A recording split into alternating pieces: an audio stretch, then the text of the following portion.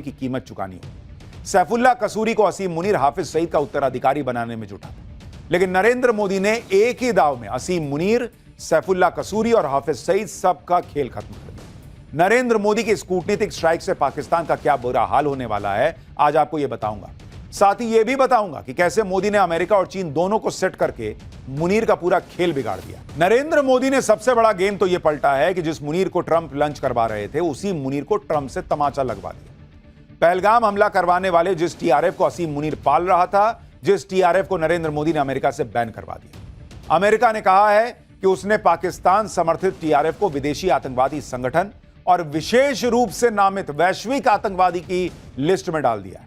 अमेरिकी विदेश मंत्री मार्को रूबियो ने बयान जारी करके इसकी जानकारी दी और इसकी वजह भी बताई। रूबियो ने प्रेस स्टेटमेंट में कहा कि लश्कर साधारण को असाधारण बनने में वक्त लगता है।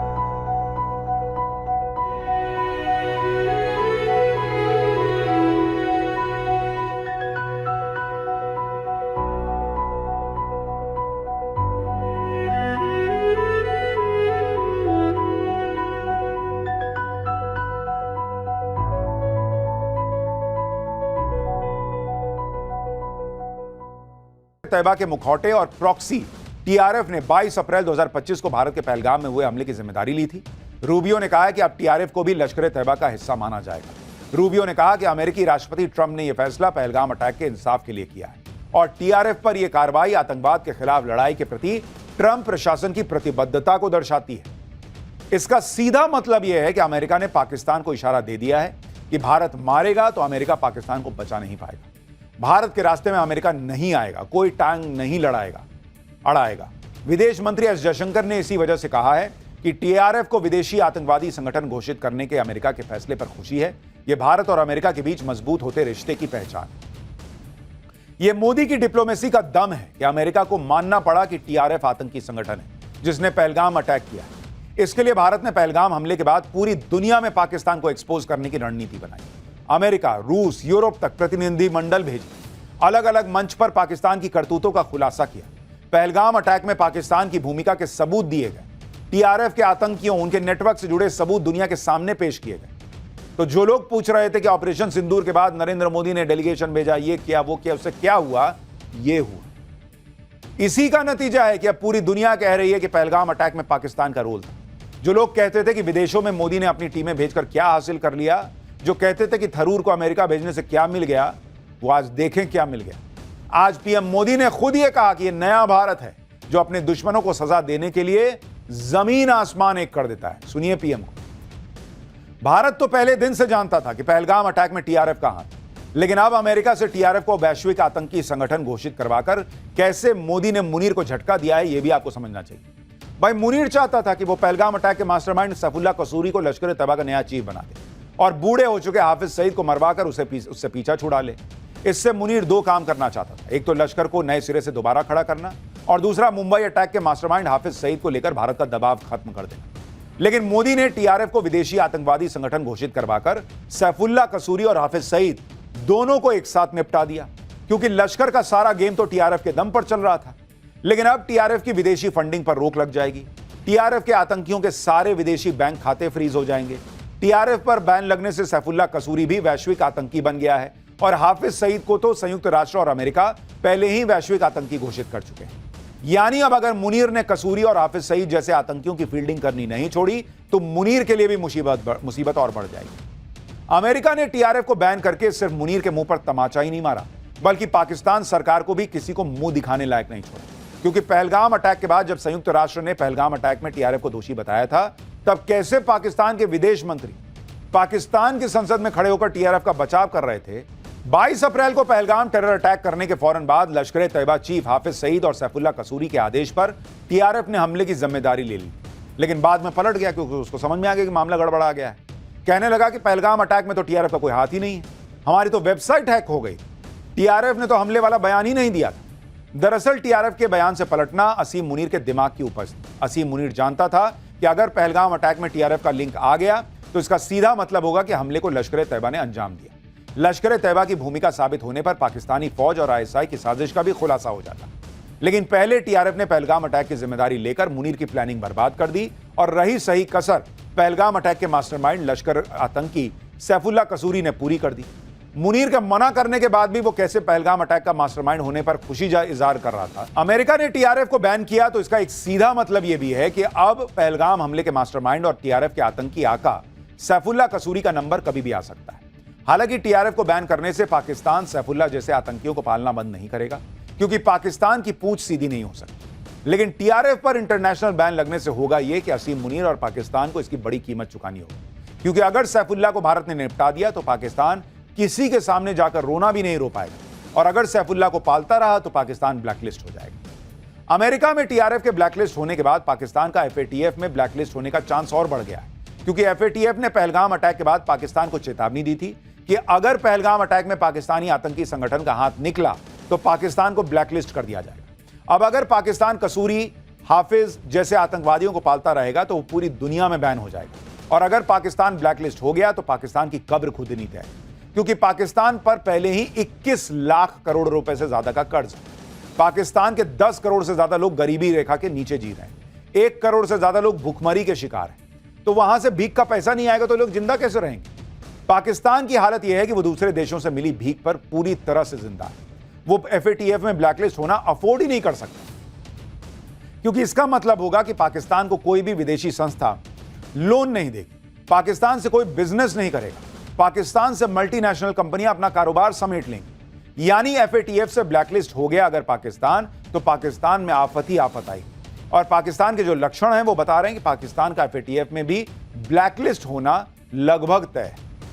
मोदी ये तय करके बैठे हैं कि वो पहलगाम के मास्टरमाइंड सैफुल्लाह को भी ठोकेंगे और उसके मददगार पाकिस्तान को भी ब्लैकलिस्ट करवा के मानेंगे। पाकिस्तान को लग रहा होगा कि चीन उसे बचाएगा, लेकिन मोदी ने तो चीन को भी ऐसा सेट किया है कि वो तो खुद भारत से दोस्ती के लिए अलबलाया हुआ है। आज ही चीन ने कहा है कि वो भारत और रूस के साथ मिलकर काम करने के लिए तैयार है। चीन ने यह बयान दिया है कि वो रूस और भारत के साथ डायलॉग बनाए रखने को तैयार है। चीन का कहना है कि तीनों देश आपस में बात करेंगे तो इससे तीनों देशों का हित है।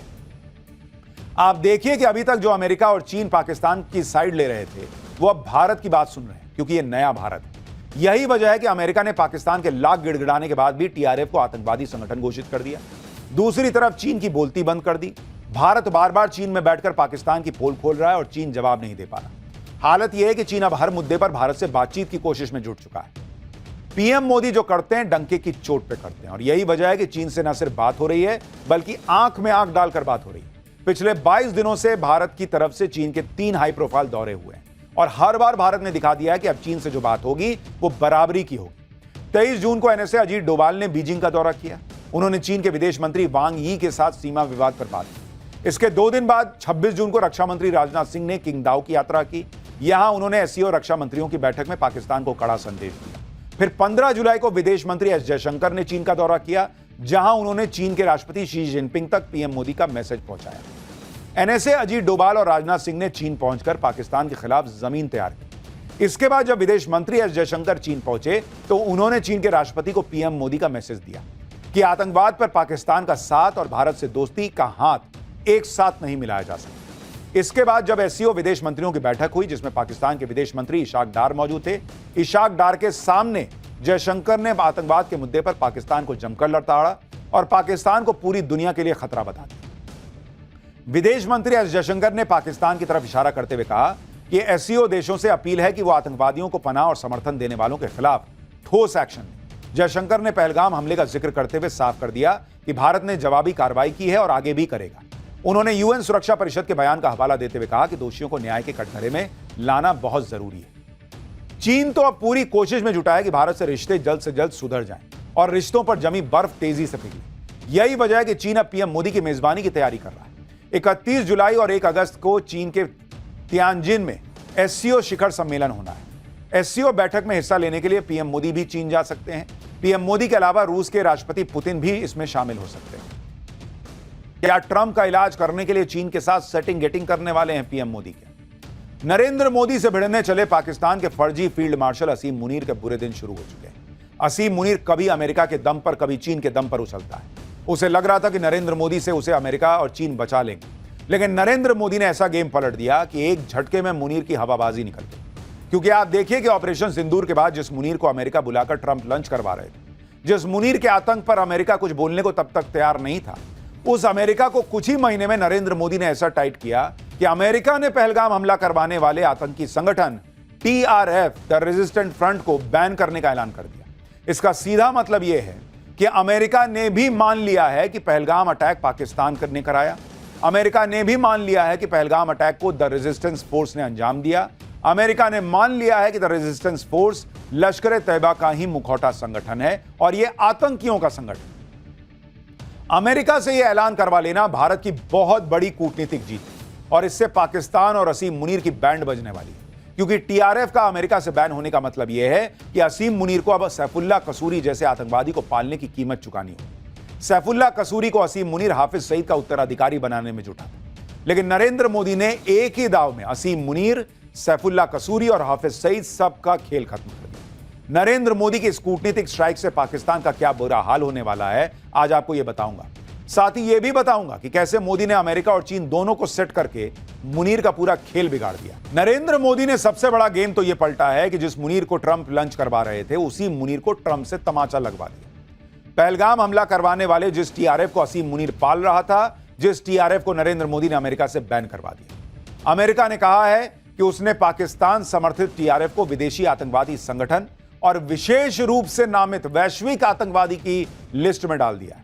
अमेरिकी विदेश मंत्री मार्को रूबियो ने बयान जारी करके इसकी जानकारी दी और इसकी वजह भी बताई। रूबियो ने प्रेस स्टेटमेंट में कहा कि लश्कर तैयबा के मुखौटे और प्रॉक्सी टीआरएफ ने 22 अप्रैल 2025 को भारत के पहलगाम में हुए हमले की जिम्मेदारी ली थी। रूबियो ने कहा कि अब टीआरएफ को भी लश्कर तैयबा का हिस्सा माना जाएगा। रूबियो ने कहा कि अमेरिकी राष्ट्रपति ट्रंप ने यह फैसला पहलगाम अटैक के इंसाफ के लिए किया है और टीआरएफ पर यह कार्रवाई आतंकवाद के खिलाफ लड़ाई के प्रति ट्रंप प्रशासन की प्रतिबद्धता को दर्शाती है।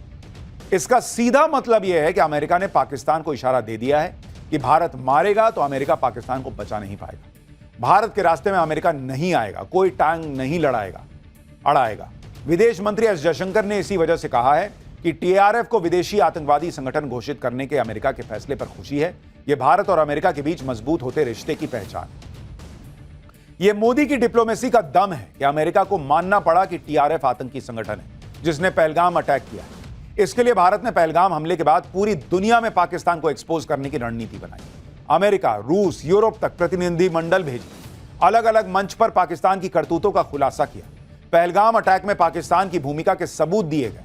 टीआरएफ के आतंकियों, उनके नेटवर्क से जुड़े सबूत दुनिया के सामने पेश किए गए। तो जो लोग पूछ रहे थे कि ऑपरेशन सिंदूर के बाद नरेंद्र मोदी ने डेलीगेशन भेजा, ये किया, वो किया, उससे क्या हुआ, ये हुआ। इसी का नतीजा है कि अब पूरी दुनिया कह रही है कि पहलगाम अटैक में पाकिस्तान का रोल था। जो लोग कहते थे कि विदेशों में मोदी ने अपनी टीमें भेजकर क्या हासिल कर लिया, जो कहते थे कि थरूर को अमेरिका भेजने से क्या मिल गया, वो आज देखें क्या मिल गया। आज पीएम मोदी ने खुद ये कहा कि ये नया भारत है जो अपने दुश्मनों को सजा देने के लिए जमीन आसमान एक कर देता है। सुनिए पीएम को। भारत तो पहले दिन से जानता था कि पहलगाम अटैक में टीआरएफ का हाथ, लेकिन अब अमेरिका से टीआरएफ को वैश्विक आतंकी संगठन घोषित करवाकर कैसे मोदी ने मुनीर को झटका दिया है, यह भी आपको समझना चाहिए। भाई, मुनीर चाहता था कि वो पहलगाम अटैक के मास्टरमाइंड सैफुल्लाह कसूरी को लश्कर तैयबा का नया चीफ बना दे और बूढ़े हो चुके हाफिज सईद को मरवाकर उससे पीछा छुड़ा ले। इससे मुनीर दो काम करना चाहता था, एक तो लश्कर को नए सिरे से दोबारा खड़ा करना और दूसरा मुंबई अटैक के मास्टरमाइंड हाफिज सईद को लेकर भारत का दबाव खत्म कर देना। लेकिन मोदी ने टीआरएफ को विदेशी आतंकवादी संगठन घोषित करवाकर सैफुल्लाह कसूरी और हाफिज सईद दोनों को एक साथ निपटा दिया, क्योंकि लश्कर का सारा गेम तो टीआरएफ के दम पर चल रहा था। लेकिन अब टीआरएफ की विदेशी फंडिंग पर रोक लग जाएगी। टीआरएफ के आतंकियों के सारे विदेशी बैंक खाते फ्रीज हो जाएंगे। टीआरएफ पर बैन लगने से सैफुल्लाह कसूरी भी वैश्विक आतंकी बन गया है और हाफिज सईद को तो संयुक्त राष्ट्र और अमेरिका पहले ही वैश्विक आतंकी घोषित कर चुके हैं। यानी अब अगर मुनीर ने कसूरी और हाफिज सईद जैसे आतंकियों की फील्डिंग करनी नहीं छोड़ी तो मुनीर के लिए भी मुसीबत और बढ़ जाएगी। अमेरिका ने टीआरएफ को बैन करके सिर्फ मुनीर के मुंह पर तमाचा ही नहीं मारा, बल्कि पाकिस्तान सरकार को भी किसी को मुंह दिखाने लायक नहीं छोड़ा। क्योंकि पहलगाम अटैक के बाद जब संयुक्त राष्ट्र ने पहलगाम अटैक में टीआरएफ को दोषी बताया था, तब कैसे पाकिस्तान के विदेश मंत्री पाकिस्तान की संसद में खड़े होकर टीआरएफ का बचाव कर रहे थे। 22 अप्रैल को पहलगाम टेरर अटैक करने के फौरन बाद लश्कर तैयबा चीफ हाफिज सईद और सैफुल्लाह कसूरी के आदेश पर टीआरएफ ने हमले की जिम्मेदारी ले ली, लेकिन बाद में पलट गया क्योंकि उसको समझ में आ गया कि मामला गड़बड़ा गया है। कहने लगा कि पहलगाम अटैक में तो टीआरएफ का कोई हाथ ही नहीं है, हमारी तो वेबसाइट हैक हो गई, टीआरएफ ने तो हमले वाला बयान ही नहीं दिया था। दरअसल टीआरएफ के बयान से पलटना असीम मुनीर के दिमाग की उपज थी। असीम मुनीर जानता था कि अगर पहलगाम अटैक में टीआरएफ का लिंक आ गया तो इसका सीधा मतलब होगा कि हमले को लश्कर तैयबा ने अंजाम दिया। क्योंकि टीआरएफ का अमेरिका से बैन होने का मतलब यह है कि असीम मुनीर को अब सैफुल्लाह कसूरी जैसे आतंकवादी को पालने